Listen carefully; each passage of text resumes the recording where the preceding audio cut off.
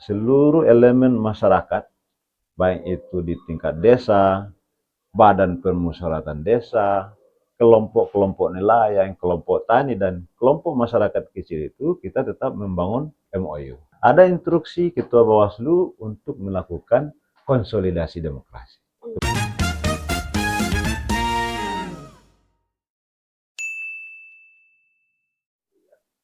Ana Elaita, sahabat Bawaslu, berjumpa lagi bersama podcast Bawaslu Mentawai bersama dengan saya Tiara Nabila di episode keempat ini. Sahabat Bawaslu, podcast Bawaslu Mentawai ini merupakan podcast resmi milik Bawaslu Kabupaten Kepulauan Mentawai yang berisikan obrolan-obrolan seru terkait dengan tahapan-tahapan pemilu, kebijakan-kebijakan Bawaslu, pengawasan partisipatif, dan juga hot issue yang sedang beredar di masyarakat. Tentunya kita akan ngobrol seru dan santai bersama narasumber-narasumber kita yang tentunya keren dan memiliki wawasan dan cerita-cerita menarik tentang apa saja terkait kepemiluan yang tentunya informasi ini akan bermanfaat bagi sahabat Bawaslu di rumah. Sahabat Bawaslu, di episode kali ini kita akan membahas tentang rencana kerja Bawaslu Kabupaten Kepulauan Mentawai di tahun 2026. Dan kali ini di studio podcast Bawaslu Kabupaten Kepulauan Mentawai telah hadir bersama dengan saya Pak Nasrullah. Siap, Mbak. Ya, beliau merupakan Ketua Bawaslu Kabupaten Kepulauan Mentawai. Selamat pagi Pak. Selamat pagi Mbak. Ya, pagi. Gimana kabarnya Pak? Alhamdulillah berkat doa, sehat, lahir dan batin. Melihat ke belakang sedikit nih Pak, apa sih capaian terbesar dan tantangan tersulit yang dihadapi Bawaslu Mentawai selama pemilu atau pilkada 2024 yang menjadi dasar untuk menyusun rencana kerja nanti di 2026 ini? Baik, makasih Mbak. Pada prinsipnya kita di Bawaslu Kabupaten Kepulauan Mentawai, karena ini daerah kepulauan Mbak. Di kepulauan ini ada 4 pulau besar yang tersebar dari 10 kecamatan dan 43 desa, di mana di sini pusat kabupatennya ada Sipora Utara dan Sipora Selatan.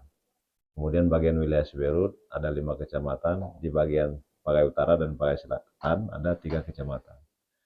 Nah, tahun 2024 ada pada pengawasan pemilu ya, sebelum pilkada, tentu ada beberapa kendala yang kami hadapi di lingkungan Bawaslu dalam hal melaksanakan pengawasan, baik itu pengawasan secara langsung yang dilakukan Bawaslu maupun pengawasan jajaran Bawaslu yang ad hoc, dalam hal ini Panwaslu kecamatan yang ada di 10 kecamatan.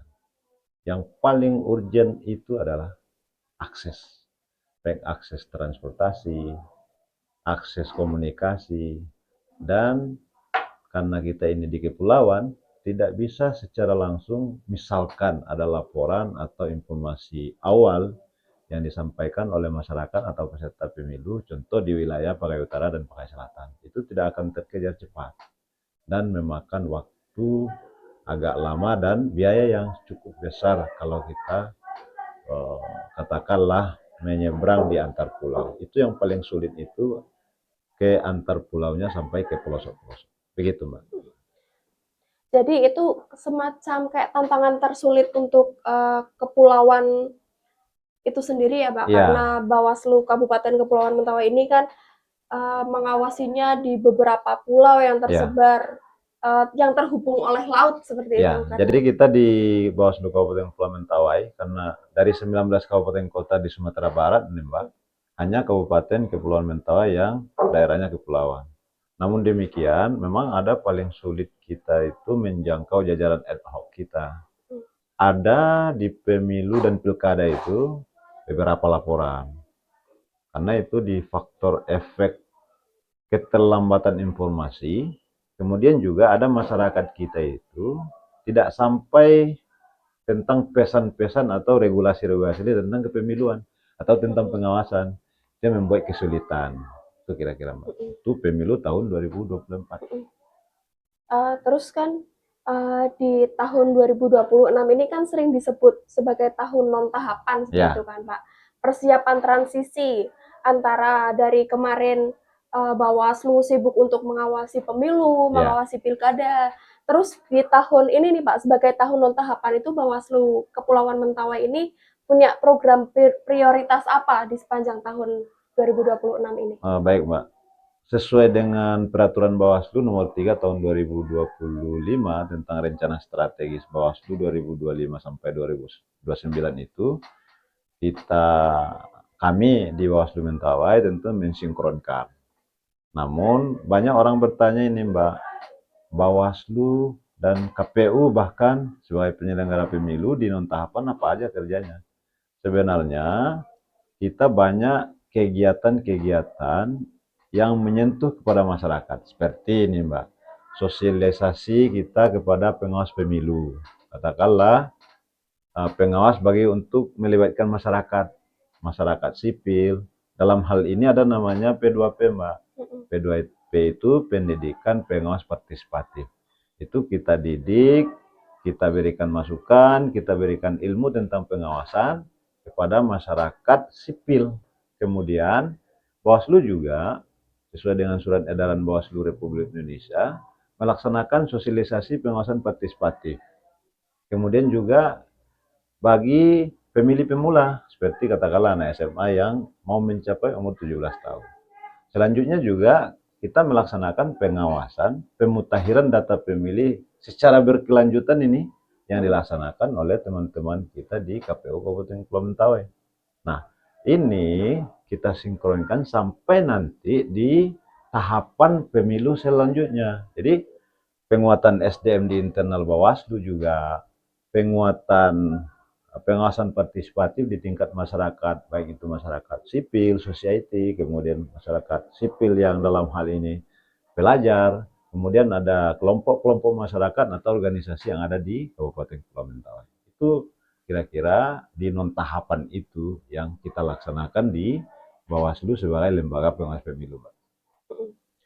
Mengilas balik juga di Bawaslu Kabupaten Kepulauan Mentawai ini kan di 2025 banyak melaksanakan tanda tangan MOU, Ya. baik dari pemerintah desa, terus Ya. dari organisasi juga yang ada di wilayah Sipora. Apakah di tahun 2026 ini program tersebut akan diperluas gitu Pak, terutama melibatkan masyarakat adat atau Sikered yang ada di luar wilayah Sipora? Ya. Jadi sesuai dengan surat edaran Bawaslu RI tentang pengawasan partisipatif itu dan dituangkan dalam peraturan Bawaslu nomor 2 tahun 2023 tentang pengawasan partisipatif, itu memang hubungan kita itu ada dua dengan masyarakat. Jadi hubungan antar lembaga, kemudian juga hubalnya namanya, kita juga ada yang hubungan antar masyarakat. Jadi di divisi Bawaslu itu ada hubungan antar lembaga, hubungan masyarakat, bahkan disatukan dia dengan pengawasan. Kenapa demikian? Untuk terlibatnya masyarakat sebagai pengawas partisipatif itu tentu kita membangun kerjasama. Kerjasama itu atau memorandum of understanding itu tujuannya bagaimana kita pertukaran data, memberikan informasi tentang pengawasan pemilu. Nah, di tahun 2024 kita baru beberapa desa, beberapa ormas atau OKP, bahkan instansi vertikal, instansi pemerintah yang sudah kita laksanakan MOU. Itu baru beberapa. Nah, ini sesuai dengan surat edaran itu akan kita kembangkan.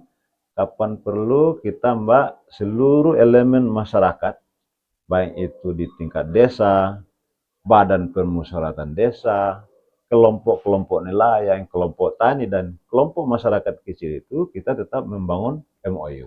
Kalaupun tidak membangun MOU, katakanlah ini tidak ada instansinya, ada instruksi Ketua Bawaslu untuk melakukan konsolidasi demokrasi.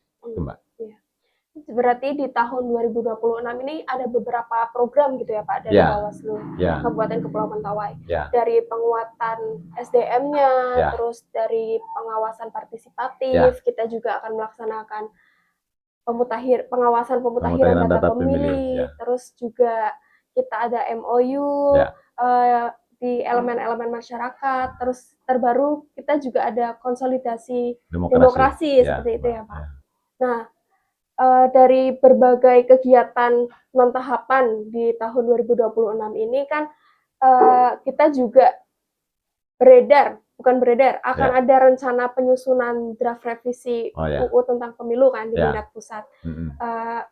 karena putusan MK tersebut kan Pak. Ya. Tapi sejauh mana sih Bawaslu Mentawai ini memberikan masukan atau persiapan terhadap potensi perubahan atau aturan pengawasan nanti di daerah kepulauan ini? Baik, makasih Mbak Tiara. Pada dasarnya kita di lembaga ini tahun 2024 dan 2025 awal sudah diminta oleh Bawaslu RI DIM, daftar inventarisir masalah yang ada di Undang-Undang 7 tahun 2017 tentang pemilu. Dan Bawaslu Mentawai sudah mengirimkan melalui Bawaslu Provinsi Sumatera Barat. Pada dasarnya, apapun yang dibahas di Undang-Undang Revisi Undang-Undang 7 tentang pemilu itu, kita di Bawaslu Kabupaten Pulau Mentawai menunggu arahan atau perintah atau instruksi atau berupa surat edaran dari Bawaslu Republik Indonesia. Nah, apapun yang menjadi keputusan hasil revisi Undang-Undang Pemilu itu yang terbaru, kita siap laksanakan. Intinya, karena ini lembaga secara berjenjang, tentu tetap koordinasi dengan Bawaslu Provinsi sampai di Bawaslu Republik Indonesia. Seperti itu Ya, ya. Mbak. Apapun hasil keputusannya, kita siap seperti itu ya Pak, Siap untuk melaksanakan tentu melihat kebijakan atau arahan atau perintah atau instruksi dari Bawaslu Republik Indonesia. Dari Bawaslu RI juga sudah meminta DIM seperti itu ya Pak. Ya, daftar inventarisir masalah. Jadi per pasal itu kita baca, itu yang divisi yang membidangi hukum sudah membaca dan sudah menyampaikan ada hal-hal revisi yang perlu dimasukkan atau diperbaiki. Narasi atau nomenklaturnya itu setiap Bawaslu se-Indonesia itu sudah diminta DIM. Kalau di tahun 2026 ini Pak, ada enggak Pak target atau yang ingin dicapai dari pimpinan Bawaslu Mentawai tentang supaya pengawasan pemilu di Bumi Sikere ini makin kuat? Baik, makasih Mbak. Sebenarnya keterbatasan wilayah kita itu tentu kita bijaki. Nah, kita maksimalkan bagaimana PPID Bawaslu ini, pejabat pembuat informasi dan dokumentasi itu, pengelola, pejabat pengelola informasi dan dokumentasi yang bekerja sama dengan kehumasan, bagaimana di kanal-kanal sosial media itu dimaksimalkan untuk sosialisasi terhadap dugaan-dugaan pelanggaran, kemudian mana yang sengketa proses, apa pidananya kalau melaksanakan pelanggaran. Termasuk juga inovasi yang perlu kita laksanakan itu bagaimana kita bikinkan daftar yang kerawanan. Nah, jadi kita ini kan belum buat rumusan peta kerawanan. Jadi dari 43 desa yang ada, 10 kecamatan itu ada beberapa kecamatan yang rawan. Rawan itu baik itu dari segi akses yang saya sampaikan tadi seperti alat telekomunikasi, kelistrikannya, akses menuju ke situ memang kita mau petakan mana yang rasa-rasanya tidak bisa dijangkau seperti apa, kecamatan mana gitu kan.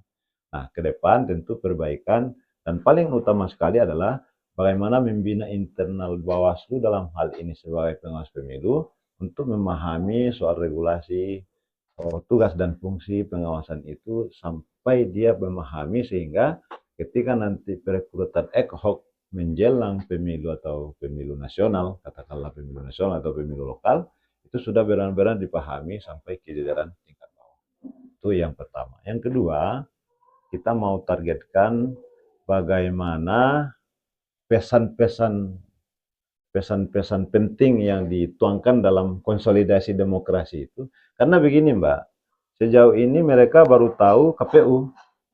Nah, tentu Bawaslu ini bahkan ada yang mengatakan Banwaslu gitu kan. Nah, banyak yang belum mengetahui tentang Bawaslu.